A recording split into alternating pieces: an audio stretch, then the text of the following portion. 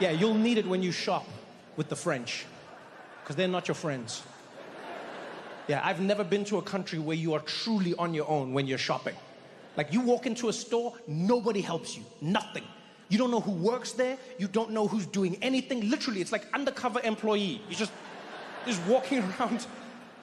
It's like 20 minutes, nobody helped me. And then finally I started picking my own clothes, and then I heard like an annoyed voice behind me. It was like, "Can I help you?" I was like, "Hi, yes, I need to get a few clothes, please. My luggage was lost." And then Detroit, I got roasted more than I've ever been roasted in my life. Ever. I got roasted. Everything I chose came with a scathing review. I was like, "Yeah, could I please get this in a medium?" It's like, medium? No, you mean large or extra large, no? Yeah, no, this one is the medium for your body. I don't think so, no? I was like, "I'm sorry, what?" He's like, "No, yeah, I think you are large, extra. I can bring that one for you, okay? Medium is too much for the shirt, okay?" I'm like, "What?" Yo, everything. There's a point where, like, there's a jacket I wanted to buy. I was like, "Yeah, could I get this?" He's like, "Oh, no, this one for your skin tone is not great. No, you have to think about what is complementary for the colors inside the fabric and also inside your face, okay? This one is not the best." I was like, "Yo, I already own something like this." He said, "And you are wearing it?" Well, not anymore. He's like, "No, you can wear it if you want. No, c'est tranquille, go ahead. I was like, "No, you threaten me now." They you know what, it's just different. A friend said to me, a friend was like, "Dude, the French are assholes, right?" I was like, "No, I don't think that they're assholes. I think they're just very honest, right? And a lot of the time, it's hard to tell the difference between the two." Because one day I was speaking to a French woman, and I worked up the courage to ask her. I said, "Hey, why are the French like this?"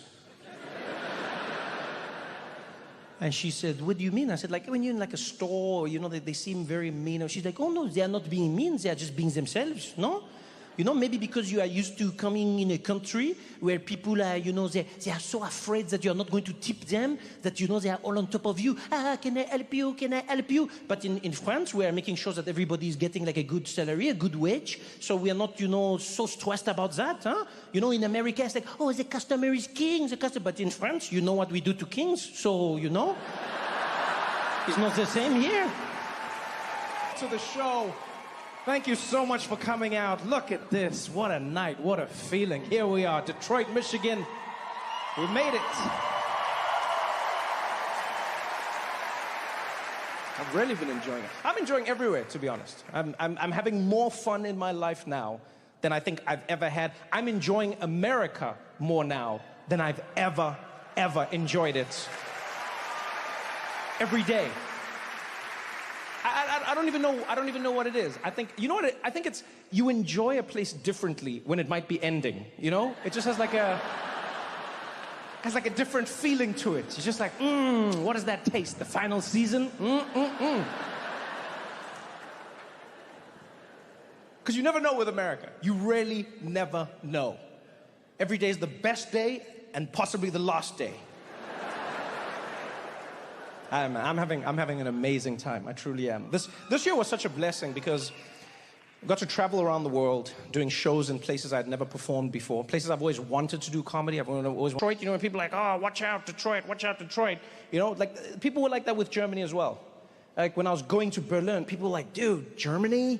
Do they laugh?" I'm like, "What do you mean? They're human beings." Like, "I don't know, man. Do they laugh?" People got to me. There was a point when I was heading to Germany where I was like, maybe Germans just sit in the audience like, yeah, that was a comedy show. But they don't. They laugh. They're actually great audiences. I had an amazing time in Berlin. It's a city that sneaks up on you because it's so culturally diverse. You know, it has a burgeoning art scene. You know, fantastic music. The history in Berlin is truly deep and rich. You know, I love traveling and seeing places whenever I'm in certain cities, and in Berlin, I went out with like a tour group, and I had a great time, but I wish someone had warned me how painful a lot of like Berlin's history is. Right? Because that was basically the headquarters of the Nazi party. So like everything ties back to Hitler. I didn't know this. I thought we were going on like a cute little tour. I ask a lot of questions. I'm curious. This brought the mood down. And we're out and about. The tour guide was doing his shtick. He was happy as well. He was like, you know, here behind me you can see this is one of the largest airports that was ever built in the world. Yeah, it is a world famous airport here in Berlin, and it is so large that they filmed the Hollywood movie, The Hunger Games, inside this airport. Yeah? Any questions? And I was like, yeah, wow, how old is this thing? He's like, this is almost 100 years old. I'm like, damn, and like, who built it?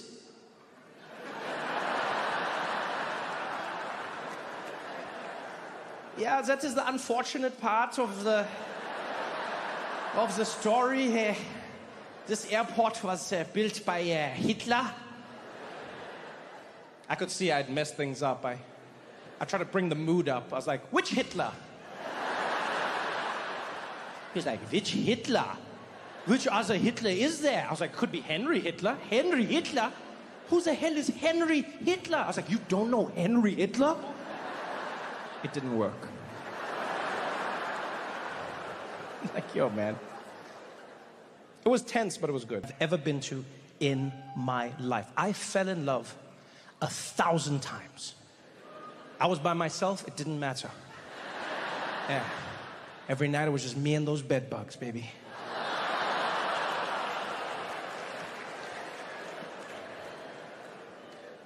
I really enjoyed Paris because, you know, I got to meet Parisians in person. You know, not stereotypes, not things that you're told about them. No, actually meet French people, learn about them from them. And I learned some truly amazing things. For instance, the French have a very different relationship with work than the rest of us, all right? In that they don't give a shit about it. Which honestly I found inspiring. Yeah, I feel like a lot of us have become a little too attached to our work, you know? We identify with our work. Have you ever asked somebody just randomly, be like, hey, tell me about yourself? And they'll be like, well, I'm an architect. And tell me about yourself. Well, you know, I own a hair salon. And tell me about yourself. Well, I'm a teacher. And tell me about yourself. And people will tell you about what they do. You know, it's become the thing that people focus on. The French don't do that. No. You'll never meet a French person who does that. You go up to a French person, you'll be like, excuse me, what do you do? Be like, oh, me, I go for walks with my friends, and, you know, I like to, eat good food, and you're like, no, what do you do for a living? It's like, for a living, pardon, okay, for a living, okay, no, I breathe, and, you know, I drink water, and, you know, of course I have to make love, you know, White people don't like love museums. Like, what are you even talking about? Like museums aren't even in the top 5 things white people love, okay? He said it with such confidence and with such conviction. I was like, what is the top 5?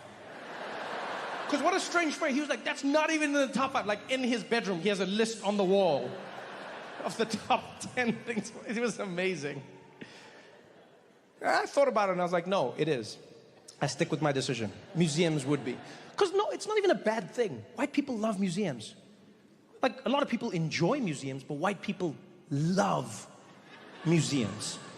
Love museums. There's not a single place on earth where white people have settled and not built a museum. It doesn't matter. White people love museums. Have you ever seen white people in a museum? Have you ever seen them? They just walk around smiling with their hands behind their back.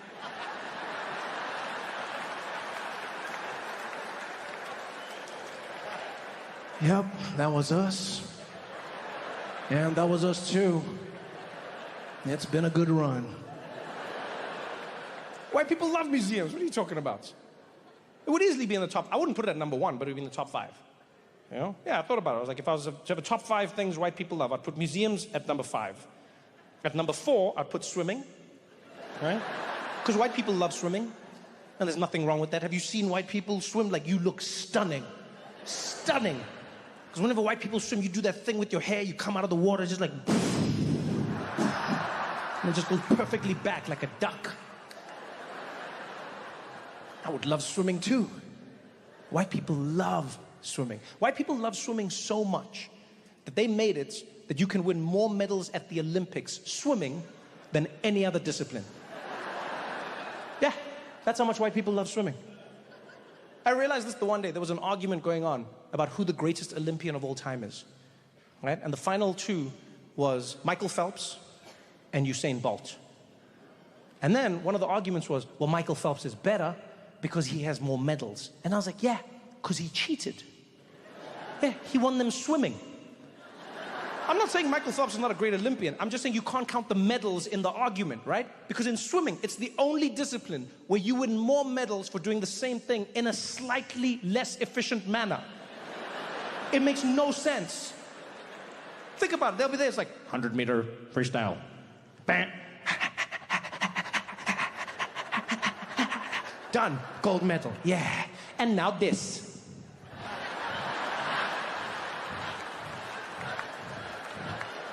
Another medal. Yeah. And this one?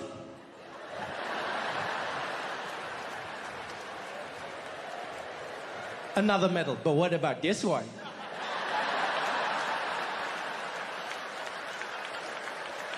Another medal. That's some bullshit. I don't care what anyone says.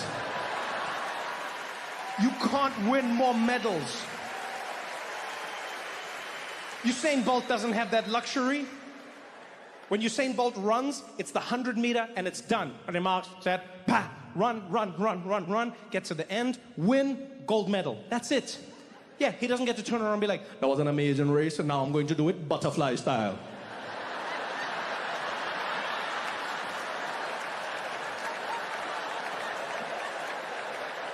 It's not a thing. I mean, it should be, but it's not.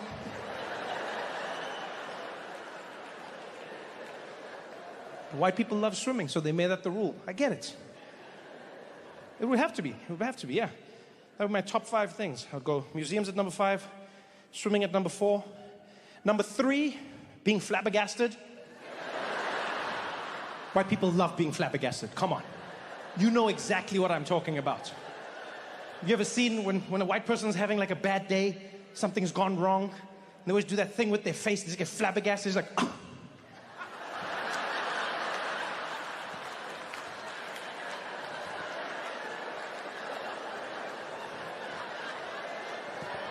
White people love being flabbergasted. You'll see it in supermarkets all the time. There's like a long line, right? Like only one cashier is open. Everyone's standing there patiently. There'll always be one white person who pops out like... Why don't they open the other... Are you serious? Why don't they... Are you... The only thing white people love more than being flabbergasted is finding another white person to flabbergast with. Have you seen that? Yo, whenever that happens, magic. It is absolute magic. A white person will be flabbergasting. They'll make eye contact with another white person, and then they'll flabbergast together. It's like they Voltron their flabbergasting into a super flabbergast. You see them look over and just be like, oh, are you seeing it? I know.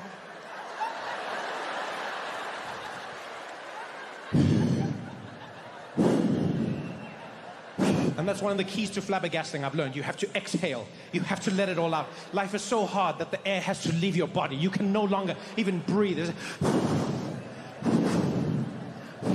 That's why there's so many tornadoes in the Midwest. It's just white people flabbergasting. It's like...